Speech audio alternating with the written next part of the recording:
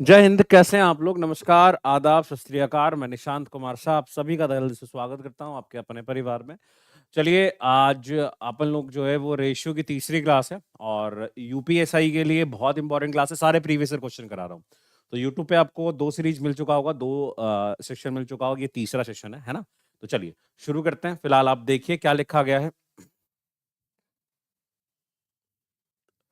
आलिया, दीपिका और रणवीर ने 427 की राशि आपस में इस तरीके से बांटा है कि आलिया का हिस्से का 3 गुना, दीपिका के हिस्से का 4 गुना और रणवीर के हिस्से का 7 गुना सब बराबर। ऑब्वियस सी बात है। अब आपसे कहा क्या जा रहा है बच्चा जी?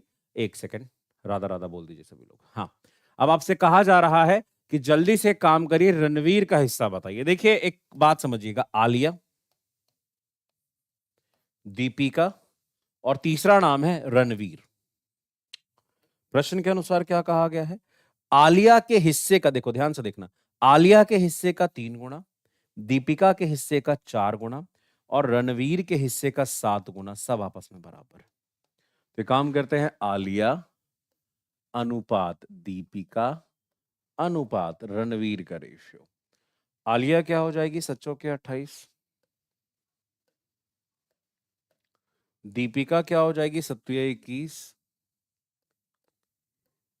और रणवीर क्या हो जाएगा? 4 12।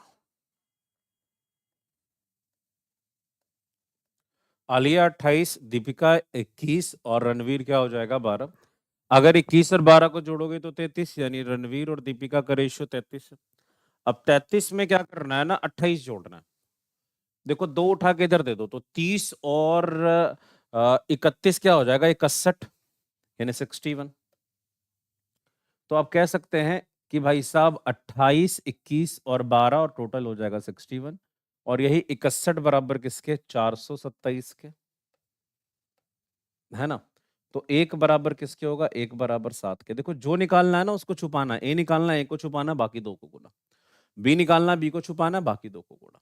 ये सेम प्रोसीजर फॉलो करेगा ये। चलो भाई, आगे बढ़ते हैं। प्लीज मेरी बातों को सुनने की कोशिश करिएगा। अब आपसे पूछा क्या गया है कि रणवीर का हिस्सा, रणवीर यानी 12 बराबर क्या होगा? 12 7 84। और ऐसे भी मुझे ज्यादा दिमाग नहीं लगाना था, मैं बस ये सोचता कि एबीसी का अगर एडीआर का वैल्यू आया है तो रणवीर का वैल्यू 12 का मल्टीपल, जो 12 से कटेगा वही उत्तर होगा। 12 से केवल 84 कट रहा और कोई कट नहीं रहा। अगर कोई और कटता तो अवश्य देख लेते, है ना? तो 12 से कोई और कटने वाला नंबर नहीं था, सो दैट्स व्हाई हम यहाँ पे केवल ऑप्शन नंबर सी को ही टिक करते आगे बढ़ सकते थे, कोई दिक्कत नहीं होता। आगा, यदि 800 रुपए को अनिल, सुनील और जय में इस तरीके से विभाजित किया जाए ताकि सुनील के हिस्से का 4 गुना, अनिल के हिस्से का 3 गुना हो जाता है, तो भाई साहब अच्छा एक चीज और है कि अनिल और सुनील और जय में डिवाइड करना है। तो ध्यान से देखिएगा यहाँ पे, तो जय का हिस्सा कितना होगा? पहले स्टार्टिंग से सवाल देख लेते हैं। इस तरीके से विभाजित किया गया कि अनिल के हिस्से में सुनील से 4 गुना अंतर हो और सुनील के हिस्से में जय से 3 गुना आता है। इसका मतलब यह है कि भाई साहब 3 आदमी है ना, अनिल, सुनील और जय। तो क्या लिखा गया? ये अंतर हो, इसका मतलब समझ रहे हैं कि भाई साहब अनिल, देखो अनिल जो है, अनिल के हिस्से में सुनील से 4 गुना हो, इसका मतलब ऐसा कुछ। और एक और है भाई, सुनील जो है वो जय से 3 गुना हो, कुछ ऐसा कुछ। यही कहा जा रहा है क्या? अगर मैं इसको एक मानूंगा, जय को एक मानूंगा, तो सुनील इसका 3 गुना यानी कि 3 होगा। आप कहेंगे हाँ। और अगर आप ध्यान से यहां पे देखेंगे तो भाई साहब जो अनिल है वो किसका? भाई साहब सुनील का 4 गुना यानी 4 3 12 होगा। मैंने पहले भी कहा है कि ये जो यूपीएसआई वालों का जो लैंग्वेज होता है ना, वो बड़ा गड़बड़ होता है। वो हमेशा कुछ उल्टा ही पुल्टा लिख देते हैं। यूपीएसआई की जो परीक्षा होती है, मतलब यूपीएसआई वालों का नहीं, यूपीएसआई की जो परीक्षा होती है उसकी बात मैं कर रहा हूँ। उसमें जो लैंग्वेज होता है ना, थोड़ा सा अजीब लगता है, जैसे 4 गुना अंतर हो। मतलब थोड़ा सा वो रहता है, मतलब वो कि आपको थोड़ा सा उसको ब्रेक करना पड़ेगा, रीजनिंग टाइप क्वेश्चन में कि लैंग्वेज में ही रीजनिंग है। तो 12 3 15, 15 3 भाई सब 16। अगर टोटल पैसा आपका 16 है, उसमें से अनिल 12, सुनील 3 और जय 1। पूछा गया है जय का हिस्सा क्या होगा? 16 बराबर 800। अब 16 पंचे 80, 1 बराबर 50 के। और जय का हिस्सा एग्जैक्ट 1 यूनिट यानी कि 50 है। Option number D. आगे। वाह, सवाल पढ़ने का पूरा समय मिलना चाहिए। आनंद बाबू और चंदू को 5,625 रुपए के नगद पुरस्कार मिले। पुरस्कार की रकम को तीनों के बीच में इस तरीके से बांटा जाना है कि आनंद को, देखो आनंद अलग है, बाबू अलग है और चंदू अलग है। ये जो पुरस्कार की रकम है ना 5,625, इसको इस प्रकार बांटना है कि आनंद को बाबू और चंदू के साथ मिलने वाली राशि का 1/2 मिले। इसका मतलब है एक आनंद है, एक बाबू है और एक चंदू है। तो जो आनंद की राशि हो ना, वो बाबू और चंदू की राशि का 1/2। क्या लिखा हुआ है? आनंद को, बाबू और चंदू को एक साथ मिलने वाली राशि का 1/2 मिले। यानी अगर बाबू और चंदू को 2 रुपया मिले तो आनंद को 1 रुपया मिले। कुछ ऐसा कहा जा रहा है। ओके ना? अगला लाइन पढ़िएगा। और बाबू को आनंद और चंदू को मिलने वाली राशि का 1/4 मिले। और जब मैं बाबू की बात करूं तो बाबू को आनंद और चंदू को जो राशि मिलती है ना, उसका 1/3 मिले। यानी आनंद और चंदू को 3 मिले तो बाबू को कितना मिले? बाबू को 1 मिले। याद रखिएगा, यहां से आपका एक बैलेंसिंग वाले चीज को हिट किया गया है। अगर आपको याद होगा तो थोड़ी देर पहले, मतलब इसके पिछले पार्ट में, हमने इस सवाल को अवश्य किया होगा। एक बार मैं दिखाना चाहूंगा क्योंकि मुझे रिलेट करना है वहां पे। अभी कौन से हैं?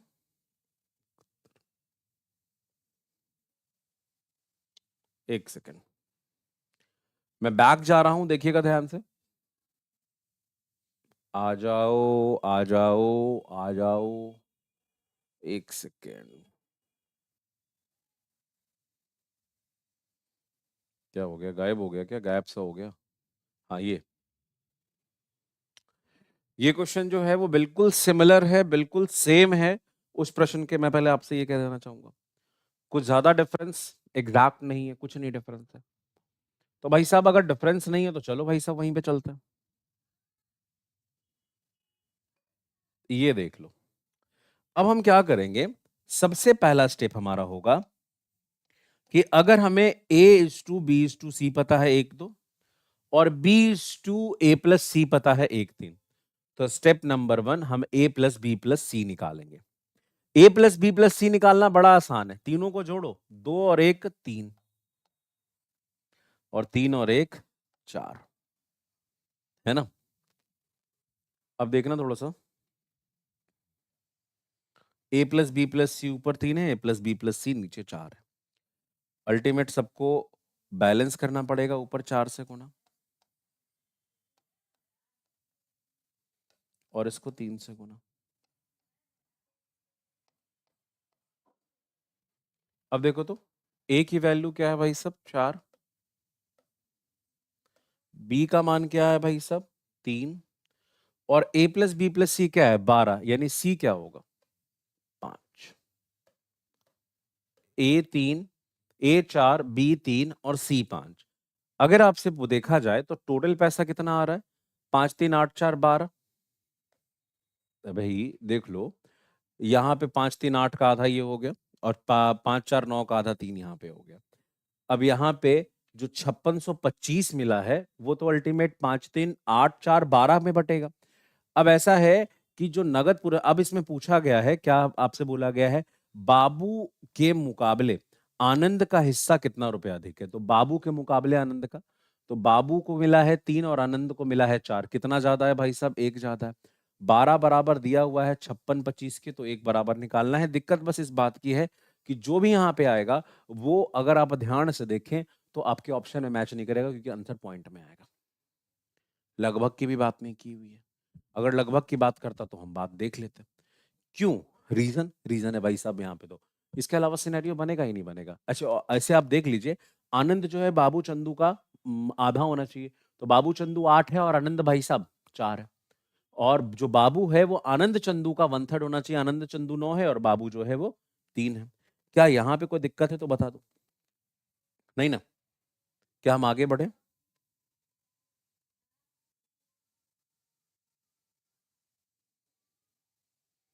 चलो, बढ़ते हैं आगे, कोई दिक्कत वाली बात नहीं जी।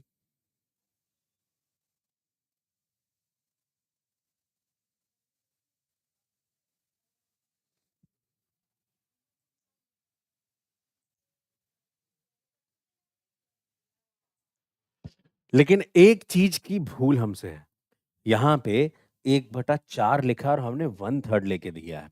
अब 1/4 करके देखते हैं। देखिए, मामला थोड़ा पलटेगा।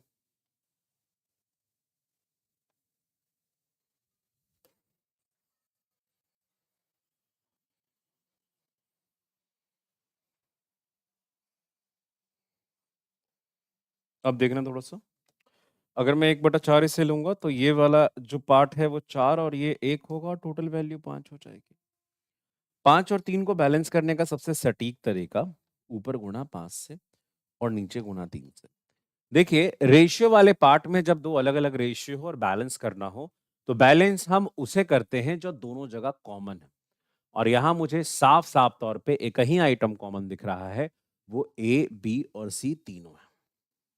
दिमाग थोड़ा लगा के चलिएगा। देखिए, यहाँ पे ए की वैल्यू हो जाएगी 5 एकम 5, बी प्लस सी 5 दूना 10, बी की वैल्यू हो जाएगी 3 एकम 3 और ए प्लस सी हो जाएगा 4 तिहाई 12। अच्छा, ए प्लस बी प्लस सी क्या है? स्टिल 15 ऊपर से चाहे नीचे से। 15 में से 8 चला गया, कितना बचा? 7। यानी टोटल वैल्यू आपकी क्या है भाई? सभी तो 15 है। अब खत्म, 15 बराबर हो जाएगा। अब देखो, 15 बराबर दिया हुआ है और हमें पूछा गया है कि जो आनंद बाबू के मुकाबले आनंद के हिस्से में कितने रुपए अधिक मिले हैं। तो बाबू से आनंद को 2 ज्यादा मिला है, तो 15 बराबर हमारे पास दिया हुआ है 56 25 के। एक बराबर क्या होगा? 15 3 45, 15 चौके 60, 15 3 45। नीचे क्या आएगा? एक एक 11 आ जाएगा। 112, 112 का मतलब हो जाएगा 15 छक्के 90 और 15 पचे 15 सते 75 से 105। तो ये अल्टीमेट 112 को एक 15 सते 75 से लगाते हैं, मतलब 7 बार में 105। तो ये अल्टीमेट जो 112 था, इसमें से 105 चला गया, 7 आया, 15 तिहाई, 15 पचे 75, 375 बार में ये चला जाएगा। अब एक बराबर 375 है तो दो बराबर किसके होगा? सीधे इसके डबल। 750 सवाल का उत्तर ऑप्शन नंबर ए। अगला क्या लिखा गया है? तीन दोस्त ए बी सी के बीच में, दरअसल आपके तीन दोस्त थे ए बी सी और इनके बीच में किसी प्रकार की राशि का आदान प्रदान करना है ताकि बीसी को इकट्ठा ए का दोगुना प्राप्त हो, ए से दोगुना राशि प्राप्त हो। यानी बीसी को ए से दोगुना राशि प्राप्त हो, ए को 1 मिले तो बीसी को 2 मिले।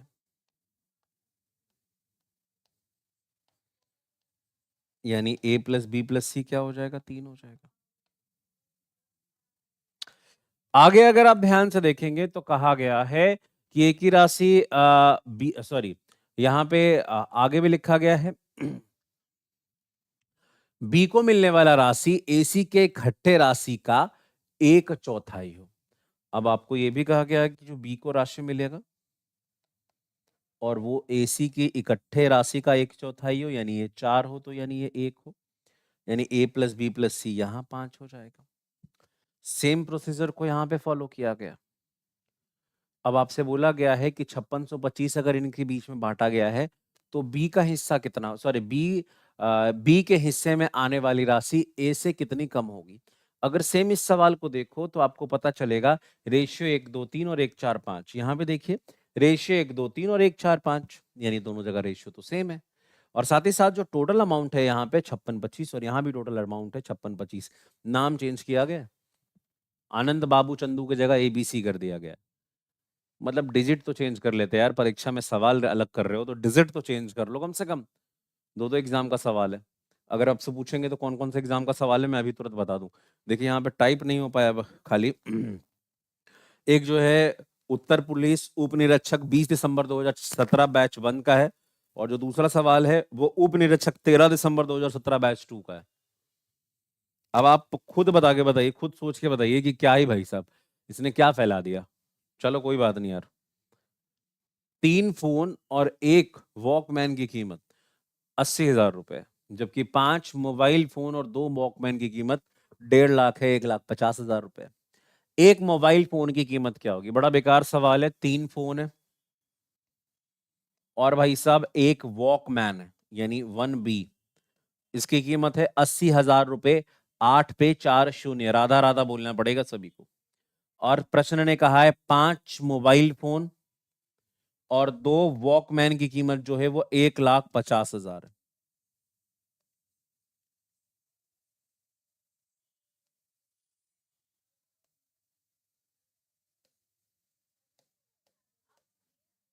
अब देखो, तो सबसे पहले हमें पूछा एक मोबाइल फोन की कीमत, तो मैं क्या करूंगा भाई साहब? ऑब्वियस सी बात है, जो हमारे समीकरण से हम लोग बनाते हैं, दो चर वाले समीकरण, वो सिंपल से उसी तरीके से बनाएंगे। 3P + B बराबर 80,000। दोनों ऊपर नीचे, ऊपर 2 से गुणा करेंगे, ये 6P हो जाएगा, ये 2B हो जाएगा और बराबर 1,60,000। देखो तो ये आपका 6P में से 5P गया, P आएगा। 2P से 2P गया, खत्म हो गया। 1,60 से 1,10 चला गया, यानी कि फोन की कीमत केवल 10,000 है। Option number A. अगला सवाल। पिता के पास 83,000 रुपए थे।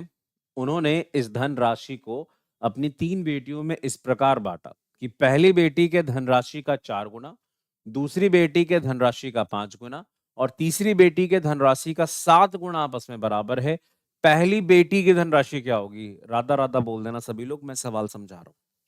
यहाँ पे 3 बेटी है, पहली वाली को रोमन अंक में 1, दूसरी वाली को 2 और तीसरी वाली को 3 कह देते हैं। मैं आपसे कहना चाहूंगा, जो पहली वाली लड़की है, जो पहली वाली बेटी है, उसका क्या करना? उस धनराशि का 4 गुना। हाँ जी। जो दूसरी वाली बेटी है, उसकी धनराशि का 5 गुना। हाँ जी। और जो तीसरी वाली बेटी है, उसकी धनराशि का 7 गुना। आपने कहा हाँ जी, आपस में बराबर है। पहली बेटी का कितना भाई साहब? 4 गुना, दूसरी का 5 गुना और तीसरी का 7 गुना। आपस में क्या है भाई साहब? आपस में सेम है। अब आपसे पूछा क्या गया? आपसे पूछा गया है first is to second is to third का रेशियो क्या होगा? पहला यानी 7 पंचे 35, दूसरा यानी 7 चौके 28, तीसरा यानी 5 चौके 20। जो रेशियो है वो आपका 35, 28 और 20 है। 28, 20, 48 होगा। 48 प्लस आपका 35, 48 प्लस 35, यानी अगर कुल धनराशि 83 है तो उसमें से पहले बेटी को 35, दूसरे को 28 और तीसरी बेटी को 20 गया। अब आपसे बोला गया है जो कुल धनराशि वो 83 नहीं 83,000 है। तो 83 बराबर अगर 83,000 के, तो एक बराबर 1,000 के। अब आपसे पूछा क्या गया है वो भी बता दो यार। अब आपसे पूछा गया है कि जल्दी से बताइए पहली बेटी को कितना धनराशि मिला, यानी 35 बराबर किसके होगा? 35 गुना 1000, 35,000।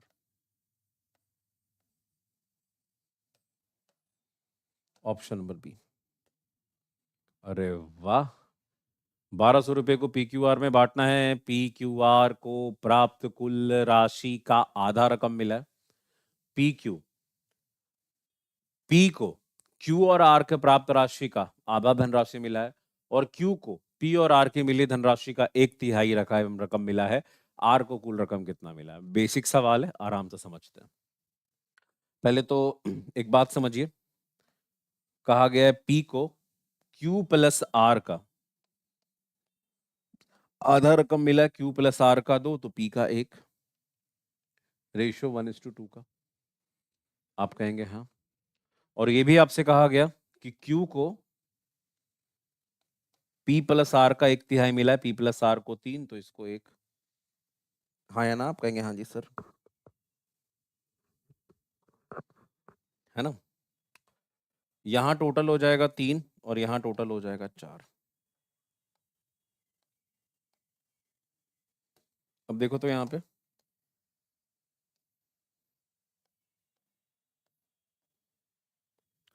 है ना, टोटल ऊपर 3 है, टोटल नीचे 4 है। 4 और 3 का एलसीएम क्या होता है? 12। इसको गुना 4 से, इसको भी गुना 4 से और इसको भी गुना 4 से, इसको गुना 3 से, इसको भी गुना 3 से और इसको भी गुना 3 से। ये आपका P है अनुपात, ये आपका Q है अनुपात, ये आपका R है। तो P का मान क्या है भाई साहब? 4 है। Q का मान क्या है भाई साहब? 3 है। अच्छा, P plus Q plus R क्या है? 12। 12 में से 7 चला गया, बचा कितना? 5। अब आपसे बोला गया है कि टोटल धनराशि अगर 12 है, उसमें से P का 4, Q का 3 और R का 5। लेकिन कुल धनराशि 12 नहीं है, 1200 है। 12 बराबर 1200, तो 1 बराबर 100। और आपसे पूछा क्या गया, R को कितनी धनराशि मिलेगी? तो 5 बराबर 500। Option number B. क्या बात, ये देख लेना थोड़ा सा। 777 रुपए को ए, बी तथा सी में इस प्रकार विभक्त किया जा गया कि ए से सी को आधा मिलता है और बी को सी से आधा मिलता है। क्या होता है भाई साहब? ए को सी से आधा मिलता है और तथा बी को सी से आधा। देखो, ए से सी को आधा मिलता है, ए से सी को आधा मिलता है और सी से बी को आधा मिलता है। यही है ना? अगर बी को 1 मिला तो सी को 2 और सी को 2 मिला तो ए को 4। रेशियो है 4, 2 और 1 का। आपके सामने मैंने किया। इसमें कुछ नहीं है, बहुत बेसिक सा टर्म है। देखो किसको किससे आधा मिल रहा है, तो मैंने सबसे लास्ट वाले से स्टार्ट किया। सबसे आखिरी में कौन है? सबसे आखिरी में बी है। अगर सबसे आखिरी में बी है, बी को सी से आधा मिल रहा है और सी को ए से आधा मिल रहा है, तो मैं बी को 1 रुपया अगर मिला है तो सी को जरूर 2 मिला होगा, तभी तो आधा है। और सी को 2 मिला है तो ए को 4 मिला होगा। 4, 2, 6 और 1 7, अगर नहीं कि कुल धनराशि 7 है आपकी। और यही 7 बराबर 777। तो 1 बराबर 111। एक व्यक्ति प्रतिमाह 40 रुपए अधिक बचाने का निश्चय करता है। यदि वह प्रथम माह में 40 रुपए बचाता है और उसकी बचत कब रुपए 2000 की सीमा पार कर जाएगी? अरे वाह, क्या बात है। अब ऐसा है कि एक व्यक्ति जो है प्रति माह 40 रुपए अधिक बचाने का दावा करता है। इसका मतलब यह है कि वो पहले महीने अगर उसने 40 बचाया है, जैसे कि सवाल ने कहा, यदि वो पहले महीने 40 बचाता है और वो प्रति माह 40 रुपए अधिक बचाने की कोशिश करता है, यानी कि दूसरे महीने वो 80 बचाएगा, तीसरे महीने वो 120 बचाएगा, और ऐसा करते करते करते करते वो कब जो है उसका बचत 2000 रुपया हो जाएगा। मतलब कुल मिला के 2000 की सीमा पार कर जाएगी। तो कब उसकी बचत जो है वो 2000 की सीमा पार कर जाएगी। ये पूरा अर्थमेटिक प्रोग्रेशन का सवाल है, अगर आप ध्यान से देखें तो। अब देखिए, अर्थमेटिक प्रोग्रेशन के सवाल में करते क्या है, सीधे हम फॉर्मूला लगाएंगे। चलो लगाते हैं, कुछ नहीं इसमें। पहले तो आप ये सोचो कि जो योग आना चाहिए वो कितना आना चाहिए। देखो, मोस्ट इंपॉर्टेंट थिंग है योग समझना। हमारा जो समेशन है वो किसके बराबर हो जाना चाहिए? 2000 के बराबर होना चाहिए। 2000 के बराबर या 2000 के इक्वल हो जाए, ऐसा है ना? अगर मैं यहाँ पे देखूं, कब 2000 की सीमा पार कर जाएगी, मतलब 2000 से ज्यादा भी हो जाए तो चलेगा, लेकिन 2000 से कम नहीं होना चाहिए। सिंपल से लैंग्वेज में मैं आपसे कहना चाहूंगा, जो पहला टर्म है वो आपका 40 है और जो आपका कॉमन डिफरेंस है वो भी 40 है। इसका मतलब पहला टर्म 40 है और जो बढ़ रहा है वो भी 40 से बढ़ रहा है। तो अब मैं आपसे कहूं कि कौन सा टर्म जो है वो 2000 को पार कर जाएगा, ये निकालना है। मतलब जो समेशन है वो 2000 को पार कर जाना चाहिए। देखिए कैसे होगा।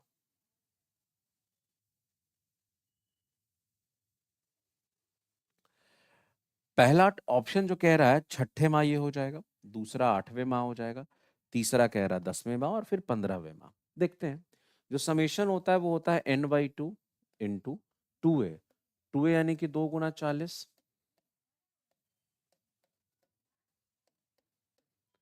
n-1 into T. वाह। तो ये n/2 को n/2 रखेंगे, प्लस 80।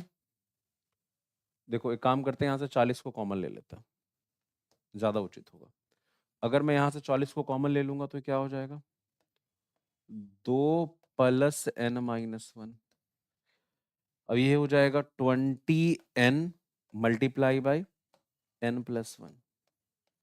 अब मुझे क्या करना है, n पुट कर करके चेक करना पड़ेगा कि कौन सी वैल्यू एग्जैक्ट 200 को क्रॉस करेगी। अगर मैं n के जगह 6 रखूंगा तो 20 × 6 और गुणा 7 ऑप्शन नंबर 1 के अनुसार। 42 का डबल 840।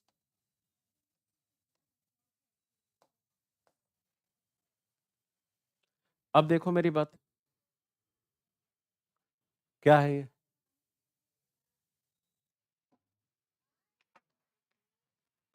अब देखो तो 6 वाला नहीं हुआ, 8 वाला काम करेगा क्या?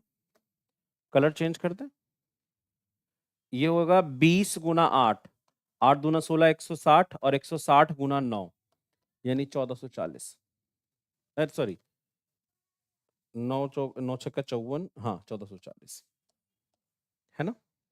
हमें ये भी नहीं काम करेगा, क्योंकि हमें चाहिए क्या? हमें अल्टीमेट चाहिए कि 2000 पार कर जाए। अब 10 पुट करके देखते हैं, 20 गुना 10 गुना 11 जी 2200 आ गया, ये पार कर गया। अब जब मैंने 10वें माह को पुट किया है तो मैं 15 नहीं जाऊंगा, क्योंकि देखिए मुझे क्या चाहिए, कब उसका पार कर जाएगा, तो 10वें ही माह ही पार कर जाएगा। अब मैं 15वां माह थोड़ी चल जाऊंगा। तो हमारे पास जो ऑप्शन मिला था उसको हमने बहुत इजीएस्ट तरीके से बाय ऑप्शन सॉल्व कर दिया।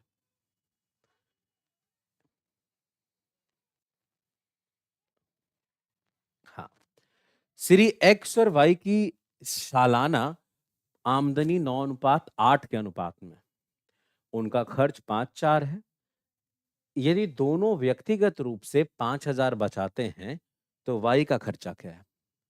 बाय ऑप्शन चलेंगे, सॉरी सॉरी। हम्म, आप बाय ऑप्शन चलना पसंद करेंगे? कैसे चलना पसंद करेंगे बताइए? अगर आप बाय ऑप्शन चलेंगे,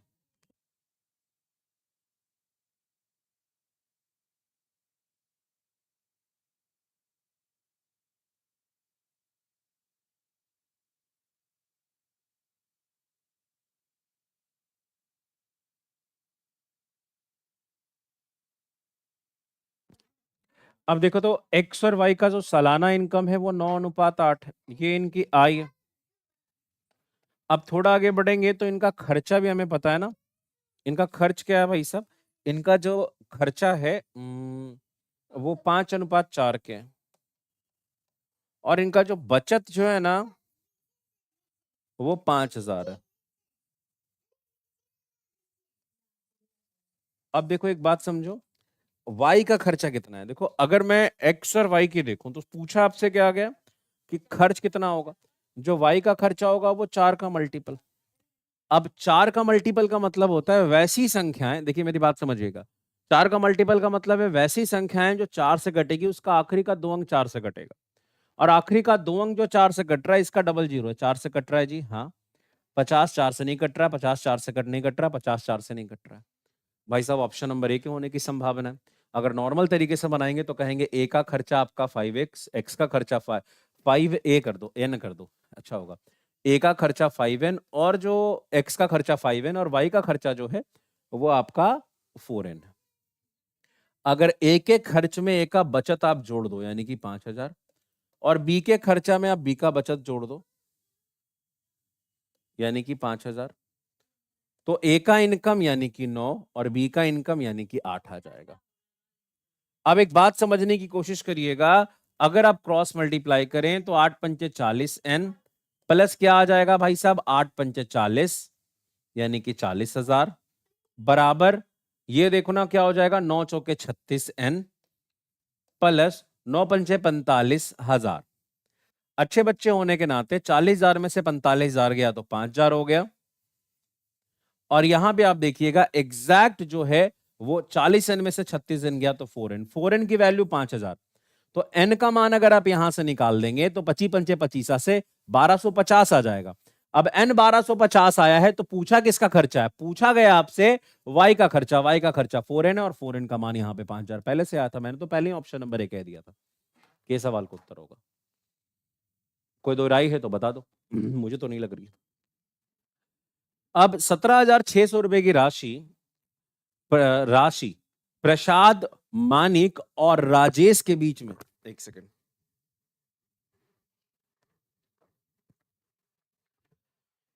इस प्रकार विभाजित की जाती है कि प्रकाश और मानिक के हिस्सा 4:4 अनुपात 3 के अनुपात में और मानिक और राजेश का हिस्सा 5:3 के अनुपात में है, राजेश का हिस्सा कितना होगा? भाई साहब एक बात समझना, यहाँ सेम सवाल है जो हम लोगों ने पहले किया है ना? ये बिल्कुल सेम वही सवाल है जो हम लोगों ने पहले किया, सो दैट्स व्हाई मैं आपसे कहना चाहूंगा इसको बहुत ही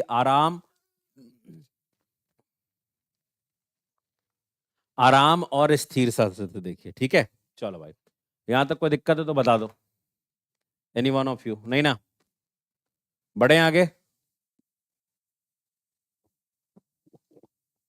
ओके, सेम हमने पहले कर लिया इसलिए सो दैट्स व्हाई आगे बढ़ रहा है ये। और ये क्वेश्चन में मैं थोड़ा सा समय आपको दूंगा, लो भाई सब, कम से कम लो 50 सेकंड का मौका।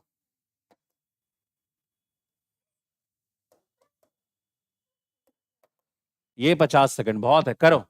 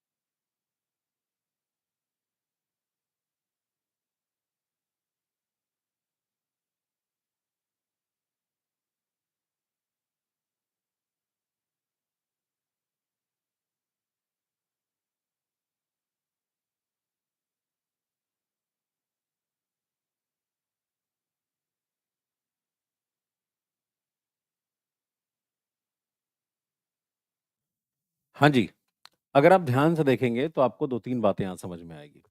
पॉइंट टू पॉइंट करके समझते हैं, एक-एक करके समझते हैं। पहला तो ये है कि मुकेश, योगेश और सुरेश का वेतन 3, 4 और 5 में है। तो मुकेश भैया का वेतन 3, तो सुरेशवा का वेतन 4 और योगेशवा का वेतन 5 हो जाएगा। उनके वेतन में क्रमशः 10, 25 और 20% की वृद्धि हुई है। यदि उनके संशोधित वेतन की कुल राशि 28,600 है, मुकेश का मूल वेतन।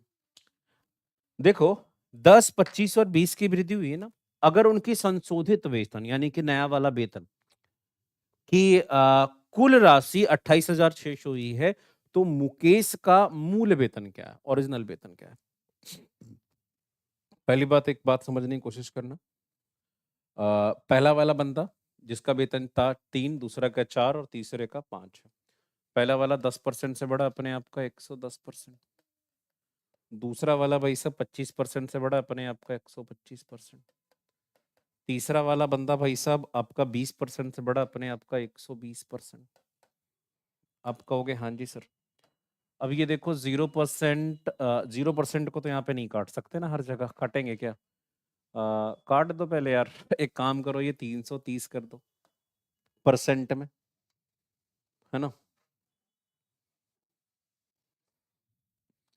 इज टू 125 गुना 4 यानी कि 500 इज टू 12 पंचे 60 यानी कि 600। शून्य शून्य शून्य चला गया, रेशियो 33, 50 और 60 का। तो 50 और 60 क्या होगा? 140 प्लस 33, 173। 173 बराबर है 286 के, है ना? एक सेकंड रुकना थोड़ा सा।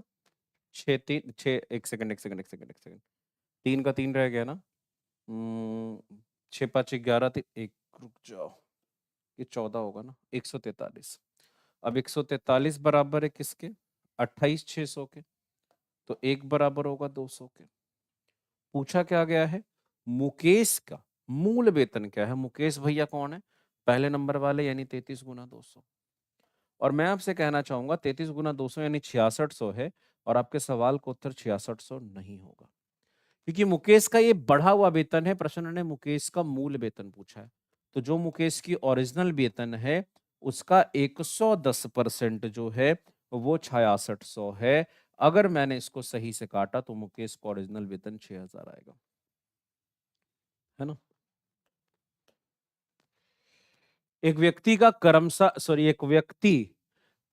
क्रमशः किराया, स्कूल फीस और घरेलू सामान पे खर्चा 3, 4 और 6 है। एक व्यक्ति का किराया, स्कूल फीस और साथ ही साथ जो खर्चा है, क्या नाम है भाई साहब, घरेलू सामान पे खर्चा 3, 4 और 6 है। 6, 4, 10 और 3 क्या है भाई साहब? 13। यदि वो प्रत्येक माह उसके द्वारा की गई फीस पे फीस 5600 रुपया है। अच्छा अच्छा, उसके द्वारा हर महीने जो फीस दिया जाता है वो 5600 है, 5600 रुपया है। अब आपसे पूछा गया है कि मान लीजिए वह कुछ भी नहीं बचाता है, उसका आय क्या है अगर वो कुछ भी नहीं बचाता है? तो सिंपल सा लैंग्वेज में आप एक बात सोच के देखिए, एक व्यक्ति क्रमशः किराया, स्कूल फीस और घरेलू सामान पे 3, 4 और 6 खर्च करता है। तो भाई साहब किराया पे कितना खर्च कर रहा है भाई साहब? 3, स्कूल फीस पे 4, और यही 4 बराबर किसके? 5600 के। 14 चौके 56 यानी एक बराबर किसके होगा? 1400 के। और आपसे पूछा गया कि बताइए इसका कुल टोटल इनकम क्या होगा? तो 13 गुना 1400। और सबसे मोस्ट इंपॉर्टेंट चीज यहाँ पे निकल के आ रहा है, पता है क्या? अच्छा, ये डेटा बड़ा लंबा लंबा आपको मिल रहा है, क्यों? क्योंकि उसकी वार्षिक आय पूछी गई है। जैसे ही आप इसको गुणा करोगे तो ये 13 गुना 1400, ये इसका मंथली इनकम आएगा, माह का इनकम आएगा। प्रश्न ने पूछा है वर्ष का, तो वर्ष का इनकम बदलने के लिए 13 गुना 1400 गुना 12। देखिए सबके नंबर पे 2 जीरो आएगा, है 4 तिहाई 12, इकाई अंकों पे 2, 2 दूना 4, इकाई अंकों पे 4 आएगा। 4 ऑप्शन नंबर बी में है, this will be the answer. 4 क्या है भाई साहब? ऑप्शन नंबर बी में है, और this will be the answer. ठीक है, समझ पा रहे हैं मेरी बात को? ओके, बढ़ते हैं आगे। एक व्यक्ति ए और बी का आय 2:3 के अनुपात में है और उनका व्यय 4:7 है। एक व्यक्ति का आय 2:3 में है। एक व्यक्ति का आय क्या है भाई साहब? 2:3 में है, और उनका व्यय 4/7 है, उनकी प्रत्येक व्यक्ति 4,000 रुपए बचाता है। भाई प्रत्येक प्रत्येक व्यक्ति 4,000 बचाता है, उसका आय का अंतर क्या है? देखो ऑब्वियस सी बात है, दो व्यक्ति का आय 2:3 में होगा, पहला 2 है दूसरा 3 है। अब उसका व्यय 4/7 है, पहले का 4 है दूसरे का 7 है। अब प्रत्येक 4,000 बचाता है, पहला वाला भी 4,000 बचाया और दूसरा वाला भी 4,000 बचाया। या तो आप इसको x मान के बनाइए, या फिर आप चाहें तो आप इसको क्रॉस प्रोडक्ट से भी बना सकते हैं। क्रॉस प्रोडक्ट कुछ नहीं करता, जैसे देखिएगा 4 तिहाई 12, 7 दूना 14। ये देखिएगा 7 चौके 28, 28,000 और 4 चौके 16, 16,000। अब देखो तो इन दोनों का डिफरेंस क्या है? 14 और 12 का डिफरेंस क्या है? 2। 28,000 और 16,000 के बीच का डिफरेंस क्या है भाई साहब? 12,000। तो दो बराबर 12,000 के, तो एक बराबर 6,000 के। अब एक बराबर 6,000 के, तो पूछा उनके आय में अंतर क्या है? तो उनके आय में अंतर 6,000 है। ठीक है, उनके आय में अंतर क्या है? उनके आय में जो अंतर है वो एग्जैक्ट 6,000 का है। ठीक है, चलो बढ़ते हैं आगे। अब ये देखिए, तो ये वाला क्वेश्चन मैं आपको थोड़ा होमवर्क मतलब दे रहा हूं अभी करने को। 50 सेकंड का मौका है, जल्दी करना थोड़ा।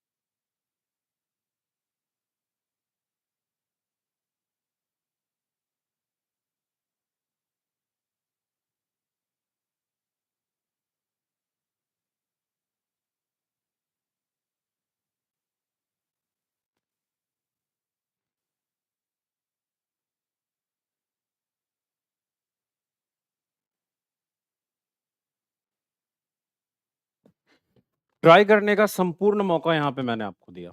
अब देखिएगा, लिखा गया है एसी की मासिक बचत बचत के बीच का अनुपात 3:5 है और ए और बी के बीच का अनुपात 2:3 है।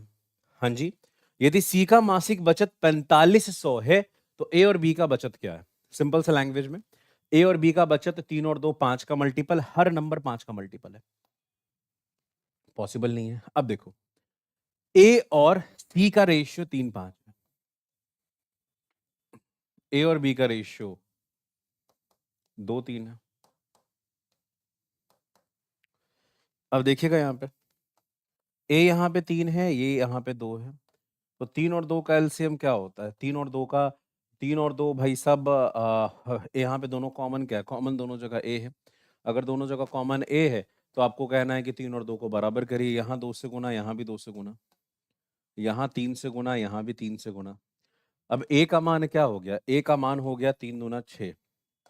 बी का मान क्या हो गया? बी का मान हो गया 3/3 9।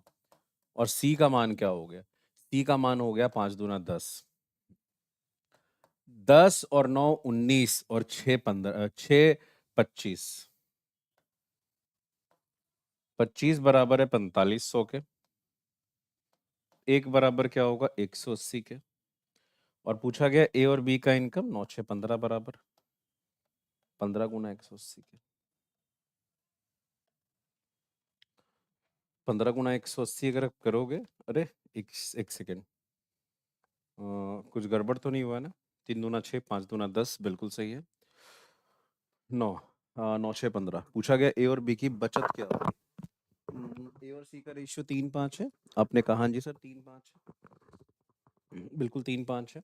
और बी और सी का रेशियो, और ए और बी का रेशियो 2:3 है। हाँ जी बिल्कुल 2:3 है, और ए और बी का रेशियो 2:3 है। बिल्कुल हम देख पा रहे हैं 2:3 है। अब मेरे को एक चीज यहाँ पे देखनी है, इन सबको अगर जोड़ेंगे तो 25 बराबर अगर 4500 के, देखो ना क्या लिखा गया है। यदि सी की मासिक, अच्छा सी की मासिक बचत 4500 है, ये तो फिर बात ही खराब हो, बात ही गलत हो गई। हटाओ, एकदम बात गलत हो गया। हटाओ हटाओ हटाओ। जो सी की बचत 4500 है तो चलो हटाओ, 10 बराबर 4500 के,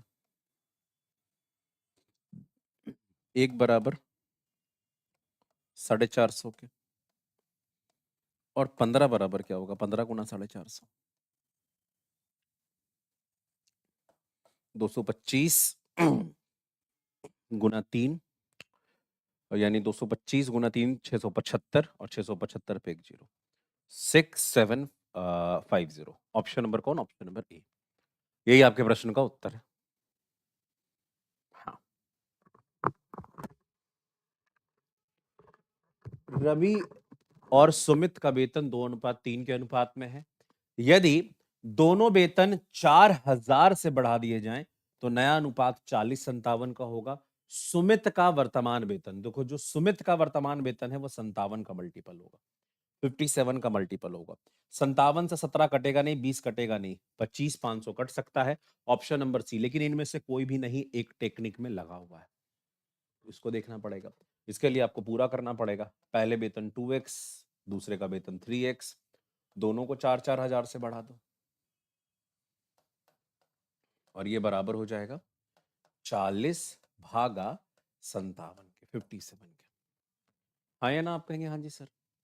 अब क्रॉस मल्टीप्लाई करो तो ये हो जाएगा 57 दूना 114x प्लस 57 गुणा 4000, 4k लिखता हूं, और इसको लिखेंगे 4 3 12 120x प्लस 40 गुना 4000।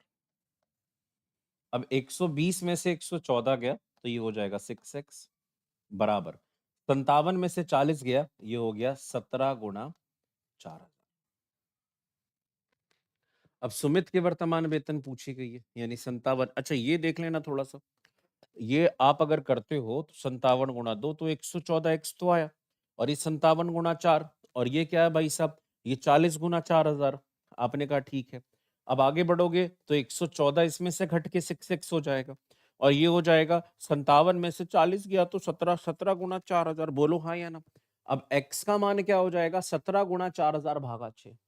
और चूंकि मुझे निकालना है सुमित के वर्तमान वेतन, सुमित का वर्तमान वेतन 57 है, तो हम इसे लिखेंगे 17 गुना 4000 भागा 6। ये x का वैल्यू है और भाई साहब मुझे अगर निकालना है सुमित का वेतन तो इसे 57 से गुना करना। बन गया सवाल। देखो 3 दूना 6 और भाई साहब 19 तिहाई 57, 2 से कटेगा ये 2000 बार में, ये हो जाएगा 34,000 गुना 19। और अगर आप इसको करते हो 34,000 गुना 19, 9 चौके 36। ओहो, ये तो किसी भी हाल में मुझे नहीं लग रहा है कि वो कर पाएगा, कंपलसेट कर पाएगा। 646 आ जाएगा, 00 000, है ना। तो ये आप चाह के भी नहीं कर पाओगे, मैं लिख के दे रहा हूँ। मतलब लेकिन हाँ, इनमें से कोई नहीं वाला जो जो पंगा है वो इसमें इसके साथ काम करेगा। आगे बढ़ते हैं बिना किसी देरी के, आगे कोई मुझे दिक्कत नहीं लग रही है इसमें।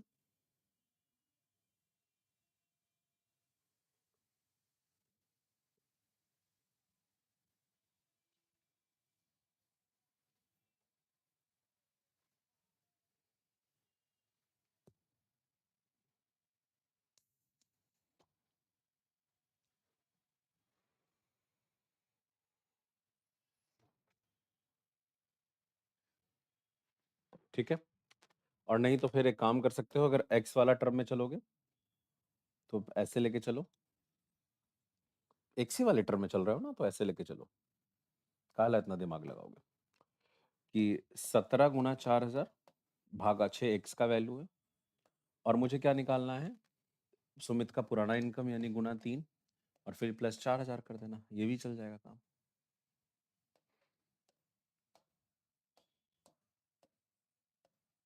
34 और 4 38, खत्म। ऑप्शन नंबर डी, 57 का कोई मतलब ही नहीं रखेगा, क्या ही फायदा होगा उसको रखने का। आगे सेम सवाल है। हा, नहीं जी, नहीं जी, नहीं जी, नहीं जी, बहुत इंपॉर्टेंट सवाल है। एबीसी का कुल वेतन आपको दिया गया है और यह क्रमशः 80, 85 और 75% खर्च करते हैं। इनके बचत का अनुपात दिया है, सी का वेतन पूछा है। अच्छा एक बात बताओ, ए का बचत कितना है? ए का जो बचत है वो ए के इनकम का 80%। अगर ए 80% बचत करता है तो ए 80% खर्च करता है, क्षमा चाहूंगा, ए जो है वो 80% खर्च कर रहा है। अगर ए 80% खर्च करेगा तो बचाएगा कितना? 20%, यानी 1/5, और वो जो बचाएगा वही 8 है। बी जो है वो 85% खर्च करता है। अगर 85% खर्च करेगा तो बचाएगा कितना? 15%, और 15% का मतलब 15/100, यानी कि 3/20। क्या है? 3/20 है। हाँ या ना में जवाब देना, आप कहेंगे हाँ जी सर। और यही बराबर है किसके? यही बराबर है आपके 9 के। तो जो बी का टोटल इनकम हो जाएगा 3 तिहाई 9 और 20 तिहाई, एक सेकेंड, 20 तिहाई 60। हाँ बिल्कुल। आगे अगर मैं सी की बात करूं तो सी जो है वो 75% खर्च करता है, तो 1/4 बचाएगा, और यही 1/4 बराबर 20 के, तो सी बराबर क्या हो जाएगा? ए का वैल्यू 8×5 = 40 है, ए का नहीं लिखे थे, तो भाई साहब सी का जो टोटल इनकम हो जाएगा 80। उसी हिसाब से ए का टोटल इनकम क्या आया है आपका? 40 आया है। बी का टोटल इनकम क्या आया है आपका? 60 आया है। और सी का टोटल इनकम क्या आया है आपका? 80 आया है। देखो ए के बचत का ए के टोटल इनकम का 1/5 बचत है, वही बराबर 8 के, तो ए का टोटल इनकम 8×5 = 40। बी के टोटल इनकम का 3/20 9 है, तो बी का टोटल इनकम 60। सी के टोटल इनकम का 1/4 जो है वो 20 है, तो सी का टोटल इनकम 80। 20 दूना 40, 20 तिहाई 60 और 20 चौके 80, रेशियो है 2, 3 और 4 का।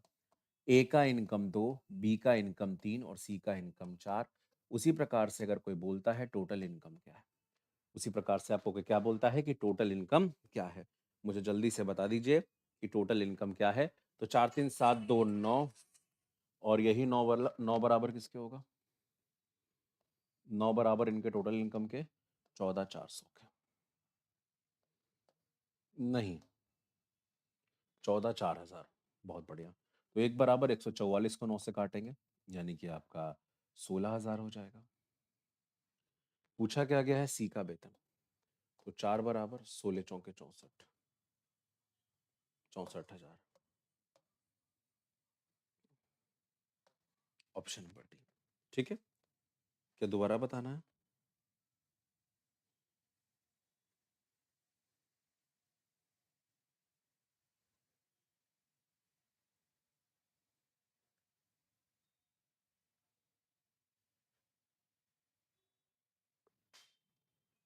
ओके,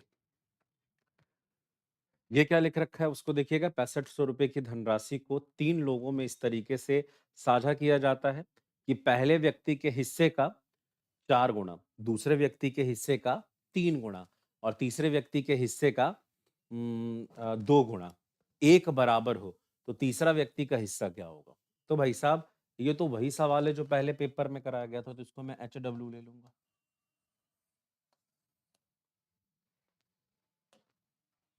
है ना?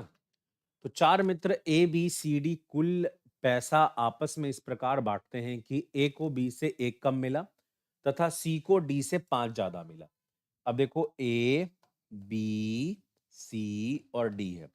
ए को बी से 1 कम मिला, ओके, तथा सी को डी से 5 ज्यादा मिला। हाय हाय हाय हाय। और क्या मिला? और डी को बी से 3 ज्यादा मिला।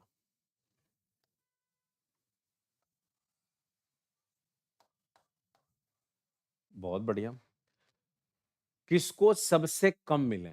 अरे भाई साहब, अगर देख लो, अगर यहां पे देखो जो फिगर बना उसके हिसाब चलो, और बी को x रुपया मिला है तो ए को उससे 1 कम यानी x-1 मिला। ठीक है, और अगर मैं डी को बोलूं तो डी को मिला है बी से 3 ज्यादा यानी x+3, और सी को मिला है डी से 5 ज्यादा यानी x+8। सबसे कम तो यही को मिला है, उससे ज्यादा, उससे कम तो किसी को नहीं मिला है। खत्म। अरे x रुपया से भी 1 रुपया कम मिला है, खत्म हो गया भाई, ये देख लेना।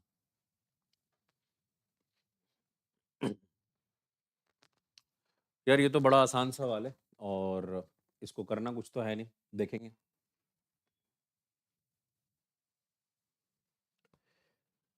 इक्कीस सौ और 3,000 की जो राशि है ये 2100 है और ये 3000 है ना। अब इन दोनों की राशि को क्या किया गया है? बांटा गया है। कैसे बांटा गया है? ताकि प्रत्येक पुरुष को 1 रुपया मिले और प्रत्येक महिला को 50 पैसा मिले। पुरुषों की संख्या, अगर 2100, देखो 2100 की राशि 3000 पुरुषों एवं महिलाओं में बांटी गई है। भाई साहब ऐसा है, 2100 धनराशि को बांटा हम लोगों ने 3000 में, 3000 लोगों में। अब ऐसा है कि हर पुरुष को 1 रुपया और हर महिला को 50 पैसा मिला है। एलिगेशन लगाइए। देखिए, अगर टोटल हमारे पास 3000 लोग हैं, तो 3000 में से अगर सबको 1-1 रुपया देते तो सचमुच में आपका 3000 बटता, और सबको अगर 50-50 पैसा देते तो सबको 1500 मिलता कुल मिला के। देखिए, सबको अगर 1-1 रुपया मिला तो 3000 मिलेगा, और सबको 50 पैसा अगर मिलेगा, ध्यान से देखिएगा, सबको 50 पैसा मिलेगा यानी कि 1500 मिलेगा। देखो, सबको अगर 3000 मिला तो अल्टीमेट क्या होगा भाई साहब? सबको 1-1 रुपया मिला तो 3000 मिलता, सबको 50 पैसा मिला तो 1500 मिलता। लेकिन सीरियसली, ना तो 3000 मिला ना 1500 मिला, मिला केवल 2100। तो 3000 में से 2100 गया, एग्जैक्ट 900। 2100 में से 1500 गया, एग्जैक्ट 600। रेशियो देखिएगा 2:3 का। दो पुरुष और 3 महिला हैं, कुल जनसंख्याएं अगर 5 रहेगी तो। अगर कुल जनसंख्या 5 है तो उसमें से 2 पुरुष और 3 महिला, लेकिन कुल जनसंख्या 5 नहीं 3000 है। तो देख सकते हैं 5 बराबर 3000, तो 1 बराबर होगा 600, 2 बराबर 1200 और 3 बराबर 12 तिहाई 3600। पुरुषों की संख्या पूछी गई है वो 1200 है ना। क्या पुरुषों की संख्या? 1200। अब ये वाला क्वेश्चन एज अ होमवर्क रखना, और आज के लिए इतना ही रखूंगा। मिलूंगा नेक्स्ट डे तो आगे ज्यादा चर्चा करूंगा।